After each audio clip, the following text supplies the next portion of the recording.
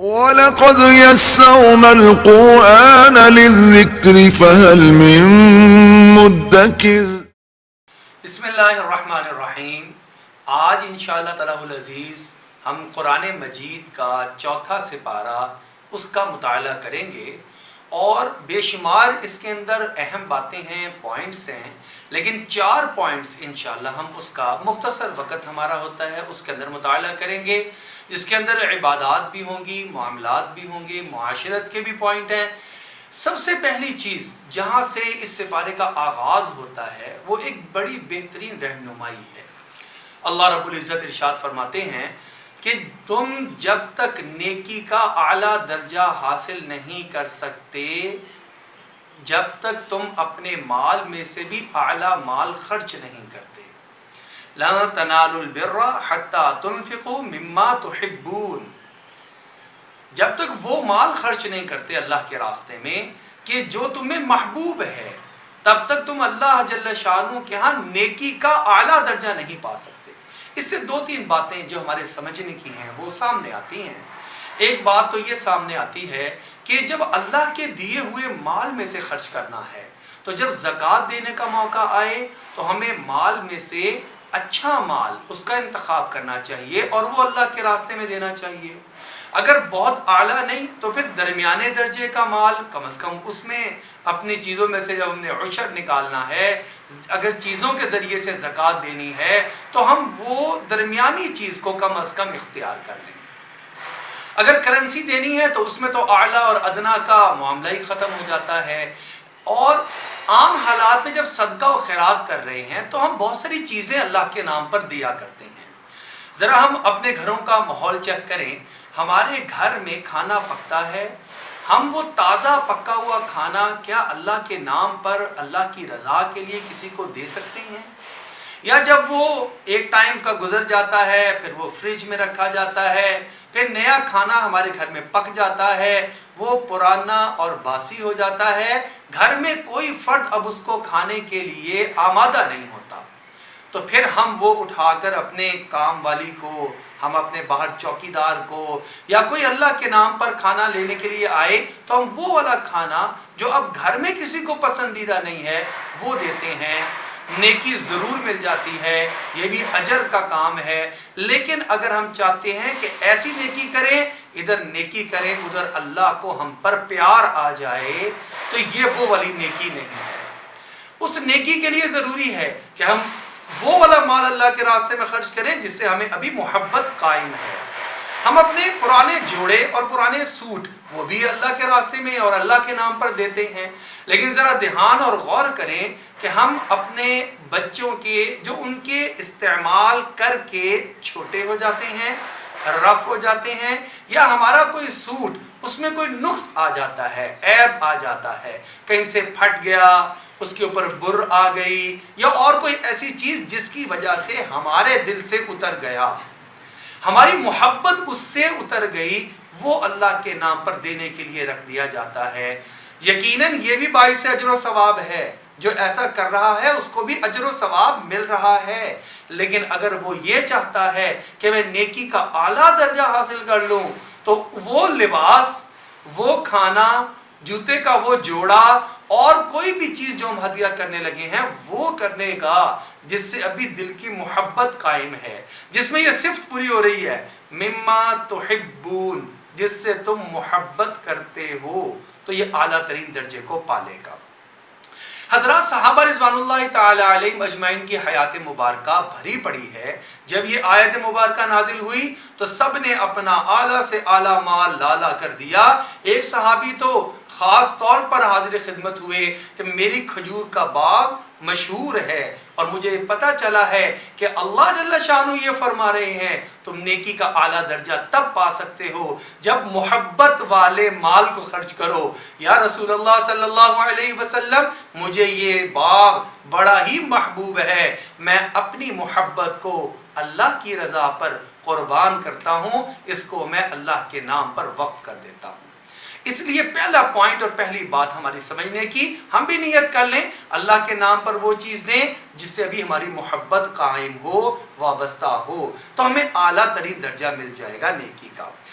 اس کے ساتھ ساتھ ایک اور حدیث مبارکہ میں آیا کہ بہترین خرچ اور صدقہ تو وہ ہے جو حالت صحت میں کیا جائے اور ابھی ضرورت مجھے خود ہو تب کیا جائے۔ ایک ہوتی ہے ضرورت پوری ہو گئی تو اب اس کو زائد مال سمجھتے ہوئے خرچ کر دیا جائے، زائد چیز ہو گئی گھر میں اس کو کسی کو ہدیتاً دے دیا جائے، یہ بھی اجر و ثواب کا باعث ہے، لیکن بہترین کا جو ٹائٹل ہے وہ اس مال کے ساتھ لگے گا جس کی مجھے بھی ابھی ضرورت ہے اور میں نے اللہ کے نام پر اپنے سے زیادہ ضرورت مند کو دے دیا۔ قرآن پاک میں صحابہ کی صفات میں ایک لفظ اللہ نے اور ایک آیت بیان فرمائی، جملہ فرمایا وَيُؤْثِرُونَ عَلَىٰ أَنفُسِهِمْ وَلَوْ كَانَ بِهِمْ خَصَاصَةٌ، وہ لوگوں کو اپنے اوپر ترجیح دیتے ہیں اگرچہ خود بھی ضرورت مند ہوتے ہیں۔ ایک پوائنٹ تو اس سپارے میں اللہ رب العزت نے ہمیں یہ سمجھایا ہے۔ دوسرا پوائنٹ جو ہمیں سمجھایا گیا وہ یہ ہے کہ یا ایھا الذین آمنوا اتقوا اللہ حق تقاتہ ولا تموتن الا وانتم مسلمون واعتصموا بحبل اللہ جمیعا ولا تفرقوا۔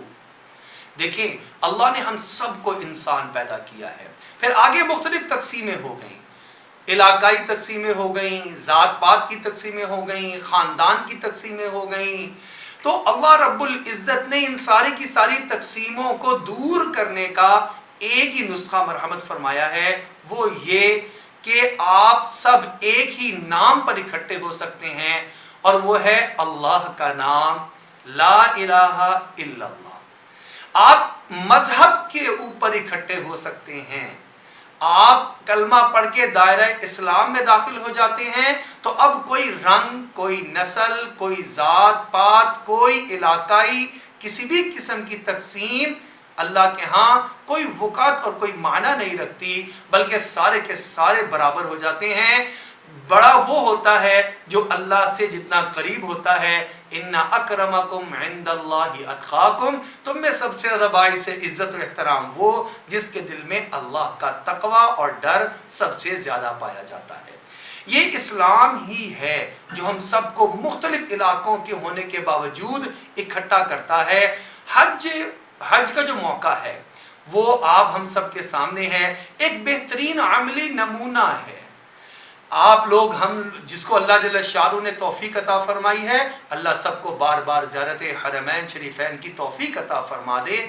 وہاں پر جا کر دیکھتے ہیں کہ دنیا جہان سے لوگ وہاں آئے ہیں، مختلف قبیلوں سے تعلق رکھتے ہیں، مختلف علاقوں سے تعلق رکھتے ہیں، ان کی زبانیں مختلف ہیں، لیکن وہاں پر سب اکٹھے رہتے ہیں، کسی سے کسی کا کوئی جھگڑا نہیں ہوتا، سب ایک ہی طرح کا لباس حالت احرام میں پہنتے ہیں مرد، اور سارے کے سارے ایک ہی طرح طریقے سے طواف کر رہے ہوتے ہیں، سب صفا اور مروہ کی سعی کے درمیان میں سعی ایک ہی طرح کر رہے ہوتے ہیں، سب اللہ کے بندے بن کر وہاں آتے ہیں اور اپنی اجتماعیت دکھاتے ہیں۔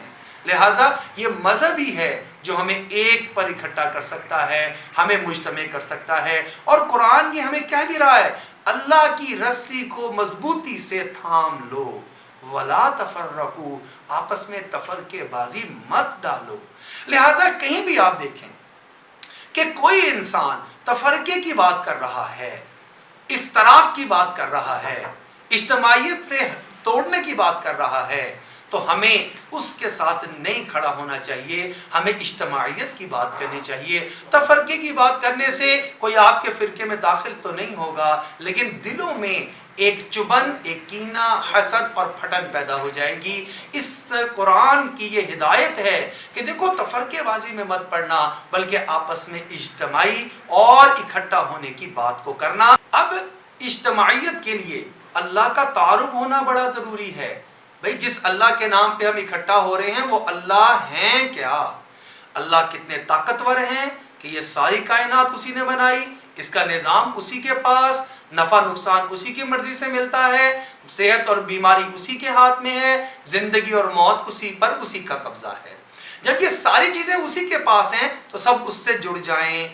اچھا، ان آیات میں اللہ رب العزت نے یہ فرما بھی دیا ایک امت میں ایک حصہ، ایک جماعت ایسی ہر وقت میں ہونا ضروری بھی ہے جو کہ اللہ کا تعارف ہر آن ہر گھڑی کرواتی رہے۔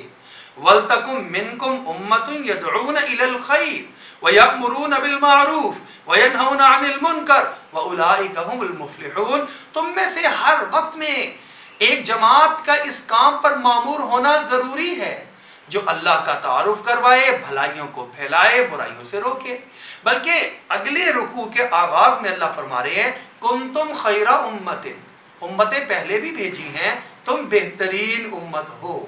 اور اس بہترین امت کا جو ٹائٹل تمہیں ملا اس کی وجوہات بھی اسی آیت میں بیان فرما دی گئیں کہ تم کیا کرتے ہو، تأمرون بالمعروف وتنہون عن المنکر وتؤمنون باللہ، اللہ پر خود بھی ایمان لے کر آتے ہو، اللہ کی باتوں کو آگے پھیلاتے ہو، اللہ کا تعارف آگے کرواتے ہو۔ یہ انتہائی اہم فریضہ ہے جو کہ امت محمدیہ کے ایک جماعت، ایک گروہ کو ہر وقت میں سر انجام دینا ضروری ہے۔ اور جب امت پورے کی بات ہو گئی تو اس کا ذمہ دار ہر ایک امتی ہے۔ بعض اوقات ہم معاشرے میں پھیلی ہوئی جتنی بھی برائیاں ہیں اس کا ذمہ دار عالم دین کو ٹھہرانا شروع کر دیتے ہیں۔ ہم کہتے ہیں یہ علماء ٹھیک ہو جائیں تو سارا معاشرہ ٹھیک ہو جائے۔ یہ الزام تراشی تو چلتی رہے گی لیکن حل نہیں نکلے گا۔ حل یہ ہے کہ ہر ایک کو درست ہونا ہوگا، حکمران کو بھی درست ہونا ہوگا، اپنے کام کے اعتبار سے رعایا کو بھی درست ہونا ہوگا، اپنے کاموں کی جو ذمہ داریاں ان کے اوپر ہیں ان کے اعتبار سے، علماء کو بھی درست ہونا ہوگا، پیچھے عوام کو بھی درست ہونا ہوگا، عدلیہ کو بھی درست ہونا ہوگا، وکلاء کو اور جو سائلین آتے ہیں ان کو بھی درست ہونا ہوگا۔ گویا ہر ایک امتی کو اپنے حصے کا کام کرنا پڑے گا، یہ معاشرہ ایک بہترین معاشرہ بن جائے گا۔ جو معاشرے آج ہمیں دنیا میں امن اور سکون کے گہوارے نظر آتے ہیں ان میں آپ جا کر دیکھیں کہ سارے اپنا اپنا کام درست کر رہے ہیں۔ یہی ایک طریقہ ہے کنتم خیر امت، تم میں سے ہر امتی، امت کا ایک فرد بہترین ہے کیونکہ وہ ان صفات کا حامل ہے۔ تیسرا پوائنٹ جو کہ ہمیں یہاں پر ملتا ہے وہ یہ ہے کہ اقوام عالم جہاں بہت ساری قومیں رہتی ہیں وہاں پر اصل تو خیر ہی خیر ہے۔ اللہ نے ہر ایک کو فطرت اسلام پر پیدا فرمایا ہے، ہر ایک امن چاہتا ہے، لیکن چونکہ ایک باطل طاقت اور قوت بھی اس انسان کی دشمن، جب سے انسان کا آغاز ہوا آدم علیہ السلام کو پیدا کیا گیا، شیطان کا وجود اسی ٹائم میں سامنے آ گیا کھل کر۔ پہلے تو وہ معلم ملائکہ تھا، لیکن بعد میں وہ جو ہے وہ کیا بنا، راندہ درگاہ بنا، اور اس نے صاف ٹھان لی تھی کہ میں سب کے سب انسانوں کو اغوا کر لوں گا، اصل راستے سے ہٹا دوں گا۔ تو وہ کیا طریقہ اختیار کرتا ہے کہ من الجنۃ والناس، لوگوں میں سے بھی ایسے لوگوں کا انتخاب کرتا ہے جن کی ذہن سازی کر کے اپنا ہم نوا بنا لیتا ہے، اپنی فوج اور اپنا لشکر بنا لیتا ہے۔ جس طرح شیطان نے حق کی مخالفت کی، یہ لوگ بھی ہمیشہ حق کی مخالفت پر اور اہل حق کی مخالفت پر کمر باندھے رکھتے ہیں۔ لہٰذا یہ بڑی اشد ضرورت ہے کہ جب ان کے ساتھ مقابلہ ہو تو ہم کیا کریں۔ قرآن میں اس پارے کے اندر اس مقامات پر وہ بھی ہدایت دی گئی ہے، یعنی مسلمان جب کبھی بھی اقوام میں سے ساتھ اس کا مقابلہ ہوتا ہے تو وہ صرف اور صرف زمین کے حصول کے لیے نہیں ہوتا، وہ اپنی سلطنت اور بادشاہت کو بڑھانے کے لیے نہیں ہوتا، بلکہ وہ ایک ہی مقصد کے لیے ہوتا ہے، کلمۃ اللہ ہی العلیٰ، اللہ کا کلمہ بلند ہو جائے، جو راستے میں رکاوٹ ڈالے اس کو ہم ختم کرتے چلے جائیں اور پوری دنیا کے اندر اللہ کا دین غالب ہو جائے۔ اس کے لیے اللہ رب العزت نے جو چیزیں ہمیں بتائی گئیں وہ یہ، اس میں یہاں پر بھی غزوہ بدر جو پہلا مارکہ حق و باطل ہے اس کا بھی کچھ تذکرہ ہے، اور غزوہ احد جو کہ دوسرا مارکہ حق و باطل ہے اس کا بھی ذکر کیا گیا، اور کچھ بنیادی چیزیں کہ جب تمہارا مقابلہ ہو جائے تو پھر مومن ہونے کے ناطے تمہارا رویہ کیا ہونا چاہیے۔ اللہ رب العزت نے قرآن پاک میں ارشاد فرمایا، سب سے پہلی چیز ارشاد فرمائی کہ بزدلی اور خوف نہ دکھانا، وَلَا تَهِنُوا وَلَا تَحْزَنُوا وَأَنْتُمُ الْأَعْلَوْنَ إِن كُنتُم مُؤْمِنِينَ۔ دیکھو گھبرانا نہیں، بزری مت دکھانا، خوف میں مت آنا، تم ہی بالآخر غالب ہوگے اگر تم اللہ کی ذات پر کامل ایمان رکھتے رہے تو۔ اعمال مت چھوڑنا، اللہ جل شانہ تمہاری مدد ضرور فرما دیں گے۔ اس کے مقابلے میں اور کیا صفات ہونی چاہیے وہ اللہ جل شانہ نے خود بیان فرما دی ہیں۔ ایک بات تو یہ بیان فرما دی کہ تم کیا کرنا کہ اطیعوا اللہ والرسول، اللہ اور اس کے رسول کی اطاعت کو مضبوطی سے پکڑنا، لعلکم ترحمون، تاکہ تم پر رحم کیا جائے۔ دوسری بات کیا ہے کہ تم لوگ ینفقون فی السراء والضراء، تنگی کی حالت ہو یا فراخی کی حالت ہو، اپنے اندر اللہ کے راستے میں خرچ کرنے کا جذبہ اس کو ضرور پیدا کر کے رکھنا، اس لیے کیونکہ اس وقت میں اپنی جان کو پیش کرنے کی بھی نوبت آتی ہے، اپنے مال کو خرچ کرنے کی بھی نوبت آتی ہے، یہ صرف بھی ہونا ضروری ہے۔ تیسری چیز کیا ہے؟ والکاظمین الغیظ، اپنے غصے کو کنٹرول میں رکھنا، یہ غصہ بعض اوقات بڑی جیتی ہوئی جنگیں ہرا دیا کرتا ہے۔ اور ایک اور صفت فرمایا والعافین عن الناس، اپنے لوگوں سے غلطیاں ہو جائیں، کوتاہیاں ہو جائیں تو یہ ایک سخت موقع ہوتا ہے، اس موقع پر ان کو معاف کرتے رہنا، یہ صرف بھی اپنے اندر ہونی چاہیے، فوج کے اندر، لشکر کے اندر، جب دشمنوں سے مقابلہ ہو رہا ہو۔ آگے فرمایا جب کوئی برائی ہو جائے، والذین اذا فعلوا فاحشۃ او ظلموا انفسهم ذکروا اللہ فاستغفروا لذنوبہم، اللہ کو یاد بھی کرنا اور اللہ سے معافی چاہ لینا، گناہ ہو جائے تو توبہ کر لینا۔ ولم یصروا علی ما فعلوا، اپنے گناہوں پر اکڑنا نہیں، اصرار نہیں کرنا، یہ بڑی بنیادی بات ہے۔ آج ہم لوگوں سے گناہ ہو جاتے ہیں، انسان خطا کا پتلا ہے، لیکن ایک ہے گناہ کر کے اس پر جم جانا، اکڑ جانا، یہ اللہ کو پسند نہیں ہے۔ عاجزی دکھانا، پیچھے ہٹ جانا، معافی مانگ لینا، اللہ کو یہ چیز پسند ہے۔ یہ صفات ہوں گی تو تم کبھی بھی ہارو گے نہیں۔ اللہ نے فرمایا اولئک جزاؤہم مغفرۃ من ربہم وجنات تجری من تحتہا الانہار، ان کو میں معاف بھی کر دوں گا، آخرت میں ان کو جنت بھی عطا فرما دوں گا۔ چوتھا پوائنٹ جو یہاں پر بیان کیا گیا ہے اس بارے میں وہ یہ ہے کہ عورت اور مرد، عام طور پہ مساوات کی بات چلتی ہے، عورت اور مرد بنیادی حقوق کے اندر مساوی ہیں، مساوات ہے۔ اس کا بڑا بہترین لفظ یہ ہے کہ اسلام کے اندر مساوات بھی ہے، انصاف بھی ہے۔ انصاف کس کو کہتے ہیں؟ عدل، جس کا جو حق ہے اس کو دیا جائے۔ مرد اور عورتوں کو اللہ نے اس کا جو آخری پاؤ ہے اس کے اندر سورج جو شروع ہو رہی ہے اس کے اندر ساری بات یہ فرمائی۔ سب سے پہلی بات یہ فرمائی، یاد رکھو عورت ہو یا مرد، تمہارے آغاز ایک ہی جگہ سے ہے، تمہارے والد حضرت آدم علیہ السلام، تمہاری والدہ اما حوا، لہذا سب برابر ہو، سب برابر ہو، مرد ہو یا عورت۔ پھر اسلام نے جو حقوق عطا فرمائے برابری کے، مساوات کے، ان کا تذکرہ آگے فرمایا۔ مثلا پہلی بات یہ فرمائی کہ دیکھو کہ تم لوگ عورتوں کے حقوق کو بخوشی ادا کیا کرو۔